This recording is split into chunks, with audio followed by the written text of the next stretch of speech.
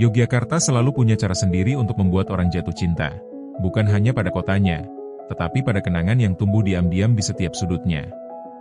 Di bawah langit senja Malioboro, di antara deru becak dan suara angklung jalanan, kisah ini bermula. Namanya Sekar Ayu Larasati.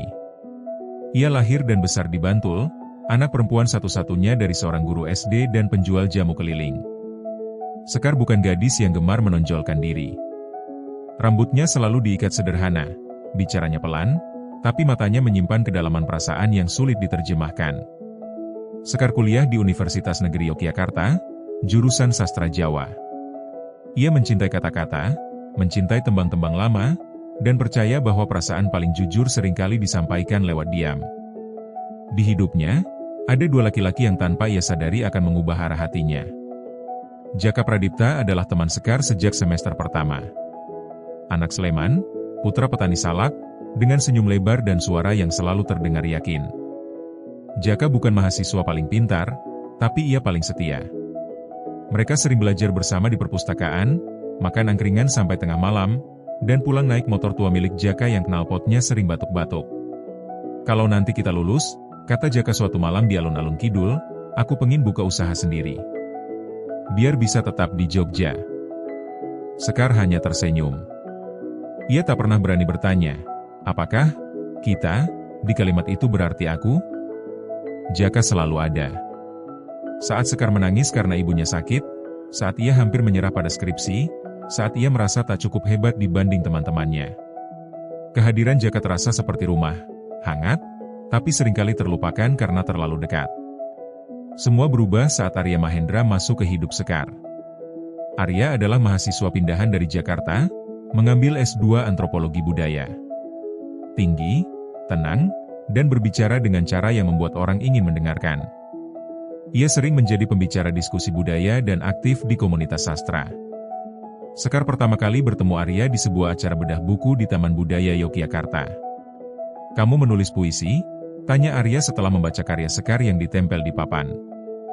Sekar gugup. "Iya, cuma iseng."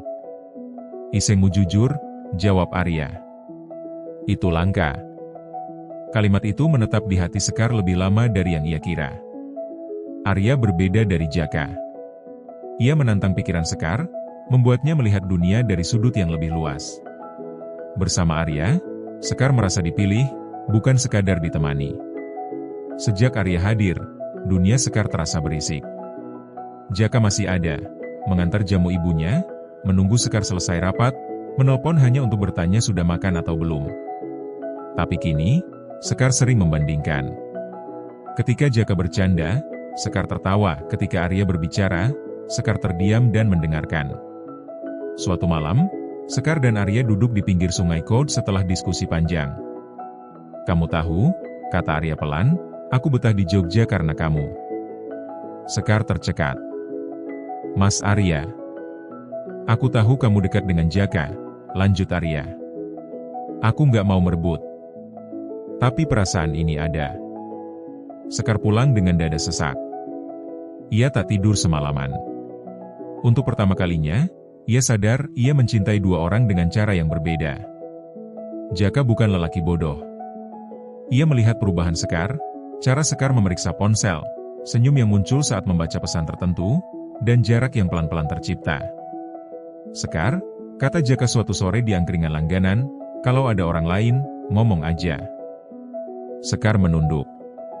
Tangannya gemetar. "Aku nggak mau bohong," lanjut Jaka, suaranya serak. "Aku cuma pengen kamu bahagia. Walau mungkin bukan sama aku." Air mata Sekar jatuh. "Mas Jaka terlalu baik," bisiknya. Jaka tersenyum pahit. Kadang itu bukan kelebihan. Tekanan datang dari segala arah. Ibunya Sekar menyukai Jaka, lelaki sederhana, jelas masa depannya. Arya, meski mapan dan cerdas, dianggap terlalu bebas. Sekar terjebak di antara logika dan rasa. Jaka adalah masa lalu dan rasa aman, Arya adalah masa depan dan gejolak. Suatu malam hujan, Sekar berdiri di Malioboro. Lampu-lampu toko memantul di aspal basah. Ia menelepon Arya. Aku nggak bisa terus begini, katanya dengan suara bergetar. Arya terdiam lama. Aku juga capek menunggu, Sekar. Lalu Sekar menelepon Jaka. Mas, aku minta maaf. Jaka menghela napas. Aku tahu. Hati itu nggak bisa dipaksa. Beberapa minggu kemudian, Arya mendapat beasiswa penelitian ke luar negeri. Ia mengajak Sekar ikut. Kita bisa mulai dari awal, katanya. Sekar menatap wajah Arya. Ia mencintainya, tapi ada sesuatu yang menahannya. Jogja. Ibunya. Jaka. Dirinya sendiri. Aku nggak bisa, jawab Sekar sambil menangis. Arya tersenyum sedih. Cinta kadang nggak cukup. Ia pergi tanpa janji akan kembali. Jaka tetap di Jogja, tapi hatinya tak lagi sama. Ia menjaga jarak, memberi ruang. Sekar kehilangan dua hal sekaligus, yang ia cintai, dan yang selalu ada. Waktu berjalan. Sekar lulus, bekerja sebagai penulis konten budaya. Ia sering menulis tentang cinta, kehilangan, dan Jogja. Suatu senja, ia duduk sendirian di Malioboro. Angin lembut menyentuh wajahnya. Ia sadar satu hal, cinta segitiga tak selalu berakhir dengan pilihan. Kadang berakhir dengan pelajaran. Jaka mengajarkannya arti kesetiaan, Arya mengajarkannya keberanian bermimpi. Dan Jogja, mengajarkannya cara melepaskan. Sekar tersenyum, menatap langit yang memerah. Cinta mungkin tak selalu tinggal, tapi ia selalu meninggalkan jejak. Waktu tidak menyembuhkan segalanya. Ia hanya membuat luka belajar diam. 3 tahun berlalu sejak Arya pergi dan Jaka perlahan menjauh. Sekar kini bekerja di sebuah lembaga kebudayaan di Yogyakarta. Tulisannya sering dimuat di media, membahas tradisi, kehilangan, dan cinta yang tak selesai. Banyak orang memuji kedalaman emosinya, tanpa tahu bahwa setiap kata lahir dari hati yang pernah koyak. Ibunya telah meninggal setahun lalu. Pada hari pemakaman, Jaka datang, diam-diam, tanpa banyak bicara. Ia berdiri di barisan belakang, menunduk lama, lalu pulang sebelum Sekar sempat mengucapkan terima kasih. Sejak itu, mereka benar-benar asing. Sekar sering bertanya pada dirinya sendiri, apakah aku pengecut karena tak memilih? Atau justru dewasa karena melepaskan? Tak ada jawaban yang benar-benar memuaskan. Suatu sore di awal musim hujan, Sekar menerima email dari alamat yang sudah lama tak ia lihat. Arya Mahendra. Isinya singkat. Sekar, aku akan ke Jogja minggu depan. Ada pameran hasil penelitianku. Jika kamu berkenan, aku ingin bertemu. Tidak untuk menuntut apapun. Hanya ingin menutup sesuatu yang pernah terbuka. Sekar menatap layar lama sekali. Dadanya berdebar seperti dulu, tapi kini ada rasa lain, lebih tenang, lebih dewasa, sekaligus lebih berat. Ia membalas, baik. Kita bertemu. Mereka bertemu di sebuah kafe kecil dekat Taman Sari. Arya tampak lebih dewasa, lebih kurus, dengan sorot mata yang tetap sama. Kamu kelihatan bahagia, kata Arya. Sekar tersenyum kecil. Aku kelihatan begitu? Aku harap begitu. Mereka berbincang tentang banyak hal, tentang hidup, tentang perjalanan, tentang kehilangan. Tapi ada satu hal yang tak mereka sentuh sampai akhirnya Arya berkata pelan. Aku dulu marah karena kamu tidak memilihku. Sekar menunduk. Aku juga marah pada diriku sendiri. Arya menghela napas. Sekarang aku mengerti. Kamu tidak ragu. Kamu hanya jujur. Ada senyum lega di wajah mereka berdua. Sekar, lanjut Arya, aku menikah tahun lalu. Kalimat itu menancap, tapi tidak menyakitkan seperti yang ia bayangkan. Selamat, jawab Sekar tulus. Arya tersenyum. Terima kasih. Aku bahagia. Dan aku ingin kamu juga begitu. Saat mereka berpisah, tak ada pelukan. Tak ada air mata. Hanya dua orang yang akhirnya berdamai dengan masa lalu. Beberapa minggu setelah pertemuan itu, Sekar mendapat kabar dari seorang teman lama, Jaka akan menikah.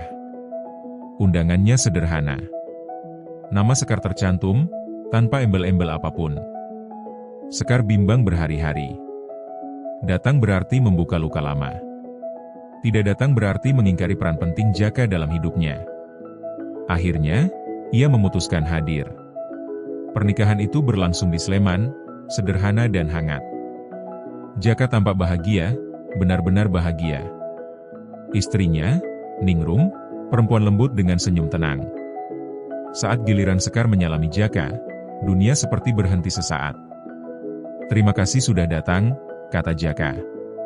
"Terima kasih sudah mengundang," jawab Sekar. Tak ada getir. Tak ada penyesalan. Hanya dua orang yang pernah saling berarti, kini saling merelakan. Sebelum Sekar pulang, Ningrum menghampirinya. "Mas Jaka sering cerita tentang Mbak Sekar," katanya lembut. "Terima kasih sudah menjadi bagian hidupnya." Sekar menahan air mata. "Jaga dia baik-baik. Selalu." Malam itu, Sekar berjalan sendiri di Malioboro. Lampu-lampu menyala, suara gitar jalanan terdengar samar. Ia berhenti di tempat yang dulu sering ia datangi bersama Jaka dan Arya. Ia menyadari sesuatu yang selama ini ia hindari, cinta tidak selalu tentang memiliki. Kadang tentang menjadi bagian dari perjalanan seseorang, lalu turun di halte yang berbeda. Jaka memberinya akar, Arya memberinya sayap, dan kehilangan, memberinya kebijaksanaan. Sekar mengeluarkan buku kecil dari tasnya, menulis satu kalimat terakhir. "Aku tidak gagal mencintai. Aku hanya belajar bahwa cinta memiliki banyak bentuk, dan tidak semuanya tinggal." Angin senja menyapu wajahnya. Sekar tersenyum. Ia akhirnya utuh.